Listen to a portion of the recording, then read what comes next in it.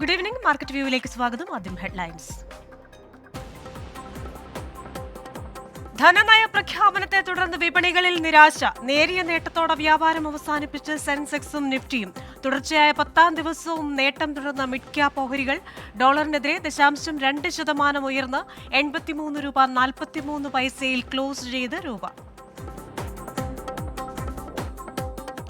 ഉലഞ്ഞ ബന്ധത്തിനിടെയും മാലദ്വീപിലേക്ക് അവശ്യവസ്തുക്കളുടെ കയറ്റുമതി അനുവദിച്ച് കേന്ദ്ര സർക്കാർ. പഞ്ചസാര, ഗോതമ്പ്, അരി, ഉള്ളി എന്നിവയുടെ പരിമിത കയറ്റുമതിക്ക് അനുമതി. ഇന്ത്യൻ നീക്കം മാലദ്വീപിന് മേൽ ചൈനീസ് സ്വാധീനം വർദ്ധിക്കുന്ന പശ്ചാത്തലത്തിൽ. രാജ്യത്തെ കോർപ്പറേറ്റ് മേഖലയിൽ ഈ വർഷത്തെ ശരാശരി വേതന വർധന 8 മുതൽ 11 വരെ ശതമാനമായിരിക്കുമെന്ന് റാൻഡ്സ്റ്റാൽ ഇന്ത്യ. ജൂനിയർ ലെവലിലുള്ളവർക്ക് സീനിയർ ലെവലിലുള്ളവരെക്കാൾ വേതന വർധന ലഭിക്കുമെന്ന് ടാലന്റ് കമ്പനിയുടെ റിപ്പോർട്ട്. 5 വർഷം വരെ പ്രവൃത്തി പരിചയമുള്ളവർക്കായിരിക്കും ഏറ്റവും അധികം വേതന വർധനയുണ്ടാവുകയെന്നും പഠനം. കാലിഫോർണിയയിലെ 600-ലധികം ജീവനക്കാരെ പിരിച്ചുവിട്ട ആപ്പിൾ. നീക്കം കാർ, സ്മാർട്ട് വാച്ച്, ഡിസ്പ്ലേ പ്രോജക്ടുകൾ അവസാനിപ്പിക്കാനുള്ള തീരുമാനത്തിന്റെ ഭാഗമായി. ആപ്പിൾ കാർ ഗ്രൂപ്പിലെ ചില അംഗങ്ങളെ AI, പേഴ്സണൽ റോബോട്ടിക്സ് ജോലികളിലേക്ക് മാറ്റിയെന്നും കമ്പനി. പ്രതിസന്ധികളുടെ ആകാശപാതയിൽ വിസ്താര. സർവീസുകൾ മുന്നറിയിപ്പില്ലാതെ റദ്ദാക്കുന്നതിൽ പ്രതിഷേധം കടുപ്പിച്ച് യാത്രക്കാർ. സമൂഹ മാധ്യമങ്ങളിലൂടെ രോഷം പങ്കുവച്ച് നിരവധി പേർ. വിസ്താര പൈലറ്റുമാരുടെ പ്രതിഷേധത്തിന് പിന്തുണയുമായി എയർ ഇന്ത്യ പൈലറ്റുമാരും. തുടർച്ചയായ സേവനം മൂലമുള്ള തളർച്ചയും വേതന പ്രതിസന്ധിയും പങ്കുവച്ച് എയർ ഇന്ത്യ പൈലറ്റുമാർ. വേതന വർധനയ്ക്കുള്ള നീക്കങ്ങൾ നടക്കുന്നുവെന്ന് അറിയിച്ച് എയർ ഇന്ത്യ ജീവനക്കാർക്ക് CEO ക്യാമ്പൽ വിൽസണിന്റെ കത്ത്.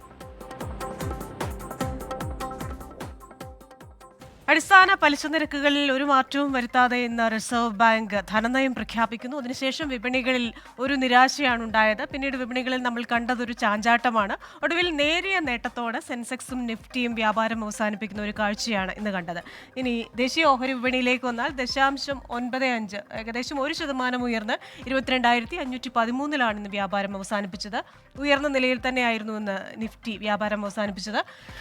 ബാങ്കിംഗ്, ധനകാര്യ മേഖലയിലെ ഓഹരികളൊക്കെ ഇന്ന് നേട്ടത്തിലായിരുന്നു. എന്തായാലും റിസർവ് ബാങ്കിന്റെ പോളിസി മേഖലകളെ നിരാശപ്പെടുത്തിയില്ല എന്ന് വേണം കരുതാൻ. ഇനി ബോംബെ ഓഹരി സൂചികയിലേക്ക് വന്നു കഴിഞ്ഞാൽ 21 പോയിന്റ് മാത്രം ഉയർന്ന് 74,248 എന്ന നിലയിലാണ് ഇന്ന് വ്യാപാരം അവസാനിപ്പിച്ചിരിക്കുന്നത്. എന്തായാലും 22,500, 74,000 എന്നൊക്കെയുള്ള ആ ഒരു സൈക്കോളജിക്കൽ ലെവലിന് മുകളിൽ തന്നെയാണ് ഇന്ന് ക്ലോസിംഗ് എന്ന് പറയേണ്ടിയിരിക്കുന്നു. എന്തായാലും ശ്രീ KV സാമുവൽ ഉണ്ട് നമ്മോടൊപ്പം, director DBFS. Good evening Shri KV Samuel. എന്തായാലും ഈ RBIയുടെ ഒരു ധനനയ പ്രഖ്യാപനം വന്നു. ഇനിയിപ്പോൾ മാർച്ചിലെ തൊഴിൽ ഡേറ്റ US നിന്ന് വരാനുണ്ട്. അതിനുശേഷം ജെറോം പൗലിന്റെ വാക്കുകൾക്കായിട്ടും വിപണി കാത്തിരിക്കുന്നുണ്ട്. ഇതൊക്കെ ഏത് രീതിയിലായിരിക്കും വിപണിയെ ബാധിക്കുക? Hi Krishna, good evening. American federal reserve ഈ വർഷം 3 പ്രാവശ്യം റേറ്റ് കുറയ്ക്കുമെന്നാണ് പ്രതീക്ഷിക്കുന്നത്, ജൂൺ തൊട്ട്. എങ്കിലും ഇന്നത്തെ RBIയുടെ പോളിസി വളരെ ക്ലിയർ ആയിരുന്നു. അവർക്ക് റേറ്റ് കുറയ്ക്കാൻ ഒരു ധൃതിയുമില്ല എന്നാണ് അവരുടെ ക്ലിയർ മെസ്സേജ്. ഇത് വിപണി നെഗറ്റീവായിട്ടും, ചില സെക്ടർ നെഗറ്റീവായിട്ടും ചില സെക്ടർ പോസിറ്റീവായിട്ടാണ് വിപണി ഈ ന്യൂസിനോട് റിയാക്ട് ചെയ്തത്. ബാങ്കിങ് സ്റ്റോക്കുകൾ റിലേറ്റീവ്ലി പോസിറ്റീവായിട്ടാണ് ഈ ന്യൂസിനോട് റിയാക്ട് ചെയ്തത്. ഇന്നത്തെ ക്ലോസിങ് 22,500 മുകളിൽ ഒരു നല്ല സൈനാണ്. അത് സപ്പോർട്ട് ഉള്ള ലെവലാണ്. അതുകൊണ്ട് വരും ദിവസങ്ങളിൽ 22,600, 22,700 വരെ നിഫ്റ്റി പോകാൻ സാധ്യതയുണ്ട്. അതുപോലൊക്കെ 22,300 നിഫ്റ്റിക്ക് നല്ല സപ്പോർട്ടുണ്ട്. വരും ദിവസങ്ങളിൽ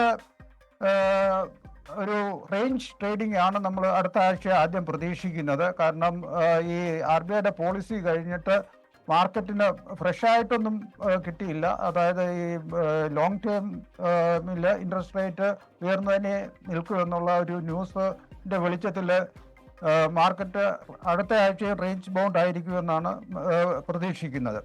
ഇന്ന് ഏറ്റവും എടുത്തു പറയാനുള്ള സൊമാറ്റോയുടെ ഷെയർ 52 വീക്ക് ഹൈ, അതായത് 200 രൂപയുടെ അടുത്തെത്തി. അതുപോലൊക്കെ ഉയർച്ച രേഖപ്പെടുത്തിയ ഓഹരികൾ കോട്ടക് ബാങ്ക് 1.99% ഉയർന്ന 1,783-ലും, SBI ലൈഫ് 1.56 ഉയർന്ന 1,486-ലും, HDFC ബാങ്ക് 1.47 വരുന്ന ശരി. 1585 ആണ് ക്ലോസ് ചെയ്തത്. Thank you. ശരി, thank you Shri KV Samuel. എന്തായാലും പുതിയ സാമ്പത്തിക വർഷത്തിലെ ആദ്യ ആഴ്ചയുടെ അവസാന വ്യാപാര ദിനം വിപണികൾ നേരിയ നേട്ടത്തിലാണ് വ്യാപാരം അവസാനിപ്പിച്ചത്. മാർക്കറ്റ് വ്യൂ പൂർണ്ണമാവുകയാണ്. ഇനി പ്രജിൻസി കണ്ണൻ ഇടവേളയാണ്. ഇടവേളയ്ക്ക് ശേഷം പ്രജിൻസി കണ്ണൻ തുടരും.